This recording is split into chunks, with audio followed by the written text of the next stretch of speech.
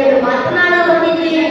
ಎತ್ತನಾಡಿಟ್ಟು ಪೂಜ್ಯಂತೆ ರಮ್ಯತೆ ಸತ್ಯದೇವತಾ ನಿವಾಸವ ಎಂದರೆ ಎಲ್ಲಿ ಹೆಣ್ಣು ಮಕ್ಕಳಿಗೆ ಗೌರವ ನೀಡುತ್ತಾರೋ ಅಲ್ಲಿ ದೇವರು ಇರುತ್ತಾರೆ. ಎಲ್ಲಿ ಹೆಣ್ಣು ಮಕ್ಕಳಿಗೆ ಗೌರವ ಇರುತ್ತದೋ ಅಲ್ಲಿ ದೇವರು ಇರುವುದಿಲ್ಲ. ಸ್ವರ್ಣ ಲಂಕೆಯಲ್ಲಿದ್ದಂತ ವಿಜೃಂಭಣೆ ಉಂಟಾಯಿತು. ಅದನ್ನು ನೋಡಿ ಲಕ್ಷ್ಮಣ ಬೆರಗಾದಾಗ ಆಗ ಪ್ರಭು ಶ್ರೀರಾಮಚಂದ್ರನು ಹೇಳುತ್ತಾರೆ, ಜನನೀ ಜನ್ಮಭೂಮಿಶ್ಚ ಸ್ವರ್ಗಾದಪಿ ಗರೀಯತೆ ಎಂದರೆ ಹೆತ್ತ ತಾಯಿ ಹೊತ್ತ ಭೂಮಿ ಸ್ವರ್ಗಕ್ಕಿಂತ ಮಿಗಿಲು ಅಂತ ಸ್ವರ್ಣ ಲಂಕೆಯನ್ನು ನಿರಾಕರಿಸಿ ವಾಪಸ್ ಅಯೋಧ್ಯೆಗೆ ಬರುತ್ತಾರೆ. ನಮ್ಮ ಭೂತಾಯಿಗೆ ಕೊಟ್ಟಂತ ಗೌರವ ಎಂತದ್ದು. ಇದರ ಸಲುವಾಗಿ ನಾವು ಭೂತಾಯಿಯನ್ನು ಆರಾಧಿಸುತ್ತೀವಿ. ಮತ್ತೆ ನಾವು ತಿನ್ನುವಂತ ಊಟವನ್ನು ನನ್ನ ಪೂರೇಶ್ವರಿಯಿಂದ ಆರಾಧಿಸುತ್ತೀವಿ. ನಾವು ಹಣವನ್ನು ಲಕ್ಷ್ಮಿಯನ್ನು ಆರಾಧಿಸುತ್ತೀವಿ. ಧೈರ್ಯದಲ್ಲಿ ದುರ್ಗೆಯನ್ನು ಆರಾಧಿಸುತ್ತೀವಿ. ವಿದ್ಯೆಯಲ್ಲಿ ಸರಸ್ವತಿಯನ್ನು ಆರಾಧಿಸುತ್ತೀವಿ. ಮತ್ತೆ ನಾವು ಇಂದು ನಡೆಯುವ ಭೂಮಿಯನ್ನು ಭಾರತಾಂಬೆಯನ್ನು ಆರಾಧಿಸುತ್ತೀವಿ. ನಮ್ಮ ನಾಡನ್ನು ಭುವನೇಶ್ವರಿಯಿಂದ ಆರಾಧಿಸುತ್ತೀವಿ.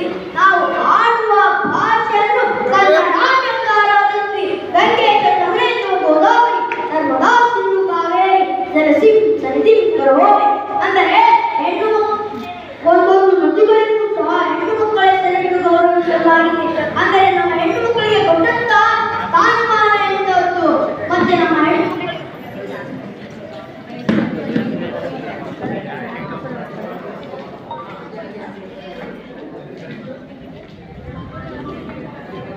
ಅವರು ಕ್ಷಮಿಸಿ ಅಲ್ಲಿ ಮಿಸ್ ಮಾಡಿಬಿಟ್ಟೆ ಮಿಸ್ ಆಮೇಲೆ ಕ್ಷಮಿಸಿ ಅವ ನಮಸ್ಕಾರ ಕ್ಷಮಿಸಿ ಅವ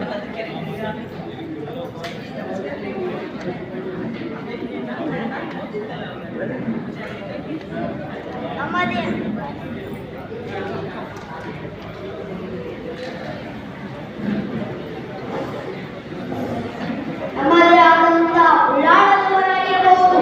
ಸಮುದ್ರದ ಅಲೆಗಳನ್ನು ಸಮುದ್ರದ ಹಿಚ್ಚನ್ನು ಹುಟ್ಟಿಸಿದಂತಹ ವೀರ ವನಿತೆ. ಮತ್ತೆ ಅವರು ತನ್ನ ಜೀವನವನ್ನು ದೇಶಕ್ಕಾಗಿ ಕೊಡುಬಿಟ್ಟಿದ್ರು. ಮತ್ತೆ ಸಮುದ್ರದ ಮಧ್ಯದಲ್ಲಿ ಪೋರ್ಚುಗೀಸರ ಹಡಗನ್ನು ಸಾಯಿದಂತಹ ವೀರ ವನಿತೆ ಅರೆಂದರೆ ಅಬ್ಬಕ್ಕ ರಾಣಿ ಅಬ್ಬಕ್ಕ ಅಂತವರಾಗಿರಬಹುದು.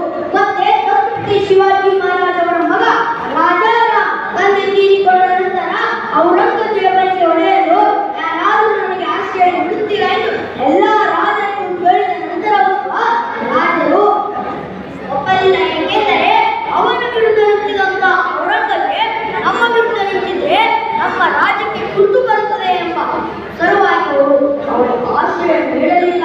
ಮತ್ತೆ ರಾಜಾರಾಮ್ ಅವರು ಕರ್ನಾಟಕಕ್ಕೆ ಬಂದು ಕೆಳದಿ ಚೆನ್ನಮ್ಮವರ ಸ್ಥಾನದಲ್ಲಿ ನಿಂತು ಹೋಗಿ ಶಾಂತಿ ಮಾತಾ ಎಂದು ಭಿಕ್ಷೆಯನ್ನು ಕೇಳಿದಾಗ ಆ ಕೆಳದಿ ಚೆನ್ನಮ್ಮವರು ಯಾರೋ ಸನ್ಯಾಸಿರಬಹುದು ಅನ್ನೋ ಅಕ್ಕಿಯನ್ನು ಭಿಕ್ಷೆಯನ್ನು ನೀಡಲು ಹೋದಾಗ ಆಗ ಹೇಳುತ್ತಾರೆ, ನನಗೆ ಅನ್ನದ ಭಿಕ್ಷೆ ಬೇಡ, ನನಗೆ ಪ್ರಾಣದ ಭಿಕ್ಷೆಯನ್ನು ಕೊಡಿ ಎಂದು ಹೇಳಿದಾಗ ಯಾರಪ್ಪ ನೀವು ಹೇಳಿದಾಗ ಧರ್ಮಕ್ಕಾಗಿ ಹೋರಾಡುತ್ತಾ ಛತ್ರಪತಿ ಶಿವಾಜಿ ಮಹಾರಾಜ್ ಅವರ ಮಗ ರಾಜಾರಾಮ್ ಬಂದು ನಿಂತಿದ್ದೇನಮ್ಮ, ನನಗೆ ಪ್ರಾಣ ಜೀವವನ್ನು ಕೊಡು, ಪ್ರಾಣ ಭಿಕ್ಷೆಯನ್ನು ಕೊಡು.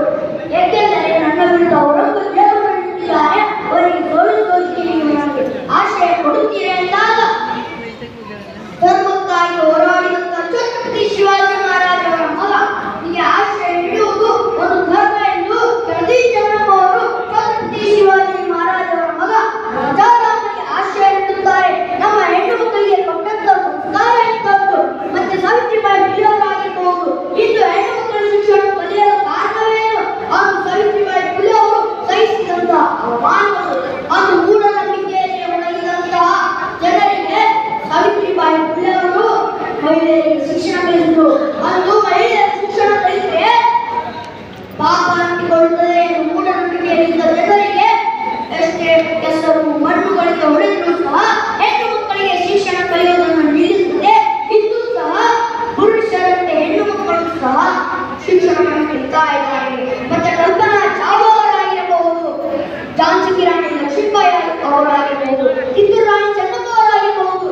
ಈಗ ವಿಧಾದ ಮಹಿಳೆಯರು ಏನು ಕಡಿಮೆ ಇಲ್ಲ, ಹೇಳೋದಕ್ಕೆ ಬಹಳಷ್ಟು ಇದೆ. ಆದರೆ ಸಮಯದ ಅಭಾವದಿಂದಾಗಿ ನನ್ನ ಮಾತನ್ನು